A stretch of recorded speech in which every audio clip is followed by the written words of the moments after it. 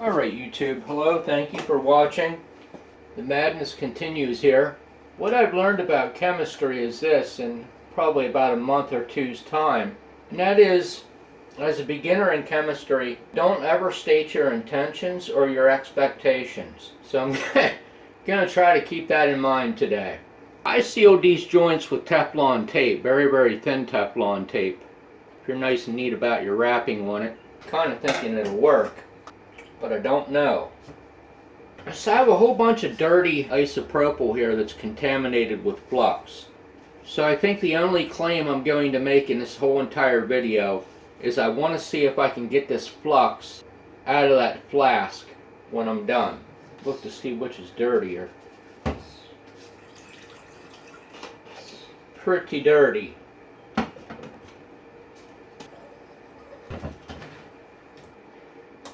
The boiling point of isopropyl alcohol, and this is 99.9%, not that that has anything to do with it, but well, at least it was 99.9% before the flux got into the mix. So the boiling point is 82.5 degrees C. So in the interest of science, alright, everything's pretty sealed up.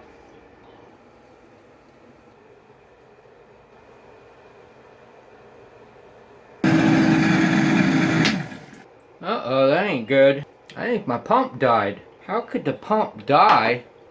I haven't even used it. How does this stuff happen? Water circulating inside the pump in places that I don't ever recall water circulating. There's definitely enough water in it. Well, I just don't know what to make of this. It does kind of seem funny to me that I've only used this pump one time and the bolts are already rusted in it. That's a bit discouraging. It almost looks like they used something under the nuts. I don't know. There's not enough room there to be a washer. Doesn't look. But yet it's rusting at the corner edges of the nuts. On, well, at least 3 of them. You know, nothing really surprises me. I mean, it truly doesn't. I'm sorry to say that to you, but you know, I'm going to give you the God's honest truth. Now look at that gap right there. I can easily get my fingernail into there. There's no bolt there. Now the bolt definitely never fell off. I can tell you I can tell you that much. Maybe I should have looked at this a little bit closer when I got it out of the box. Go find another bolt for it. Check these and make sure they're torqued down. Stick it back together outside here where I can easily take it to the dumpster if need be, or drive over it with a vehicle, probably more to the point. Yeah, these definitely don't have lock washers on. I can just snug them to the nut spins. I'm not going to get crazy with them. Plug it back in and hook something up to it and see if something different happens. Don't know. I don't quite understand this. How can that be? There is water going through the line. Can't really say that it's that much. I don't know if it's just me today or what. There's definitely pressure on this line. Why is there an air bubble in it?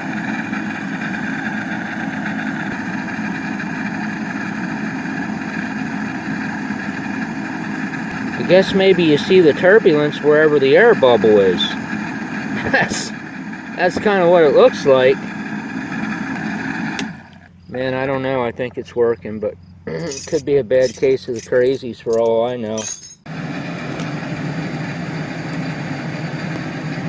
Many hours later, down to here, there's where I started at.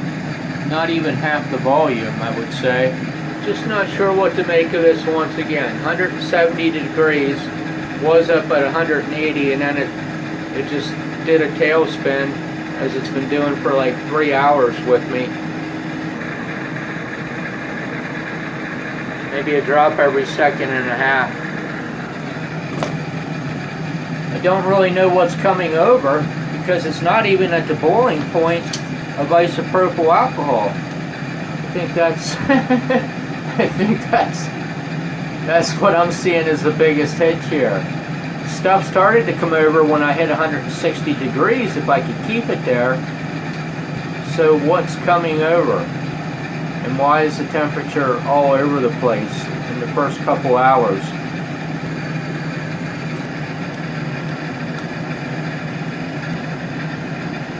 Temperature down at 166 degrees roughly, just that quick.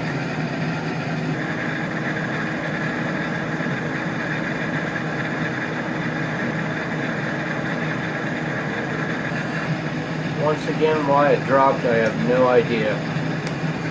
The level is right there.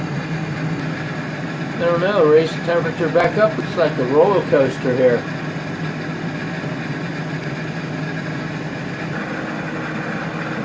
Now I will say this water pump here, I think it's on its way out is a bad idea. The reason being, I'm in a perfect position to use the existing water system. I mean, I don't really think you really get any better than that. How's that for a good laugh? So essentially I could get probably, I don't know, 50, 55 degree water, I would think, without having to deal with a 90 degree water temperature on this pump. It's kind of what I'm seeing. This pump just doesn't make sense. It's so noisy, I mean, you can't even deal with it after a short time. You know, I didn't consider this. This here could be something that was in that ice. It might not be from the distilled water sitting in the tank for a week. Kind of a 50-50 toss-up. Don't know.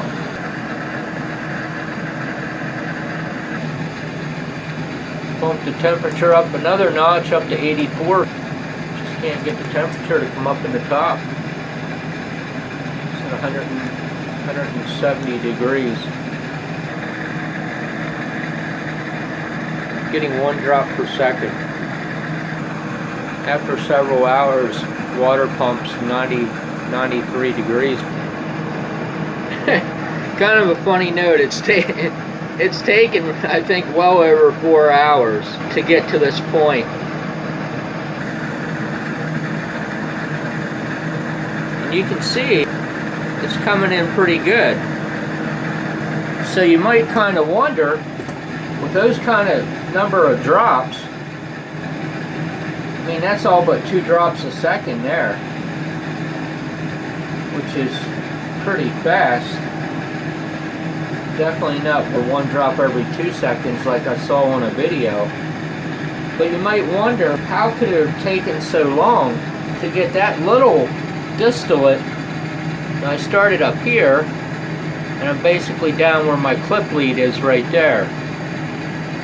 My lighting stinks, but... And the major reason for that is because the temperature just keeps seesawing all over the place. I got like half-hour periods where I couldn't get the temperature above, 140 degrees. It would just shoot up all of a sudden for no apparent reason, and then just drop way off all of a sudden. So it's up at 180 degrees right now, which is really the highest it's ever been. I don't know if this is an ambient problem or what it is. So I'm just going to shut it off at this point. The condenser is hot. Condenser is 100 degrees. I mean, it's still condensing. Obviously, the 100 degrees doesn't appear to be a problem for it. Right there is where I started many hours ago. I don't know what the volume was. I didn't measure it. I don't know, honestly, how you judge a round flask at 1/3 of the volume, which is what I've heard, to not go below. The first distillation that I tried to do, or I don't even know what it was, if it was technically a distillation, left it go lower than what I'm doing here today, just because I'm so worn out from fighting with this temperature all day long. I had a theory back many hours ago that it might have been vapor leakage, because it looked like there was some bubbles coming out of the one joint at one point in time. I just don't know. Like I said, I didn't buy this hot plate to do this. I bought this hot plate for running lower temperatures on. So somebody asked me as a beginner in chemistry, to do this, would you use this or would you use a heating manual? And I think I would probably say use the heating manual, just based on what I know about this unit here. I don't know if everything's absolutely ideal with the method that I'm trying to do with this.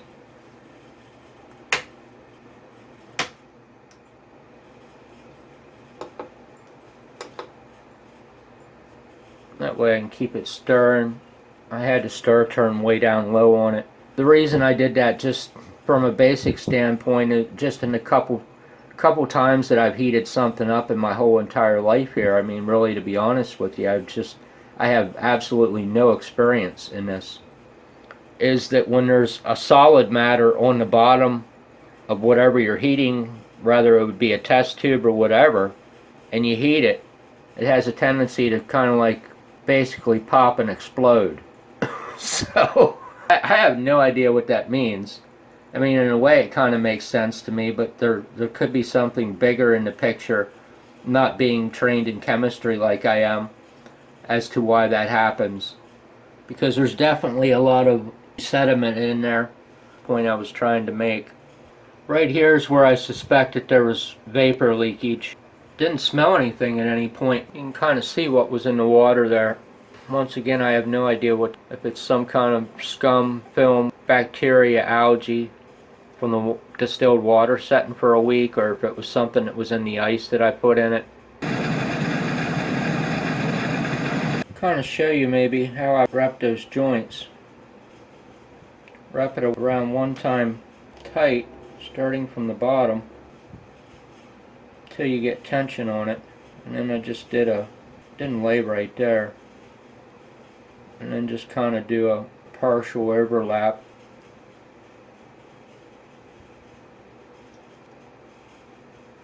It's kind of what I did. Of course it seals on the high spots, but alright. Smells like alcohol. There's kind of a trend happening here. So that's what I ended up with. Probably, I don't know on a 500 milliliter flask where the 500 milliliter mark is. You know, I'm a newbie to this, so I don't know how much might be in there. 250 milliliters. But so at the beginning of the video, I did not make any claims, not state the intention of anything that I was doing in this video. That way, when I got to this point here, you know, everything would be a surprise to me in a unadverse way. So, not sure, but I got clean alcohol. What else might be in this alcohol? You know, I just don't know. But it's definitely clean. Why all this alcohol came over at temperatures greater than 160 Fahrenheit and less than 180 degrees Fahrenheit, I have no clue. The boiling point of alcohol being 180.5. So hey, I appreciate you watching my video today very much. You take care and have yourself a great day.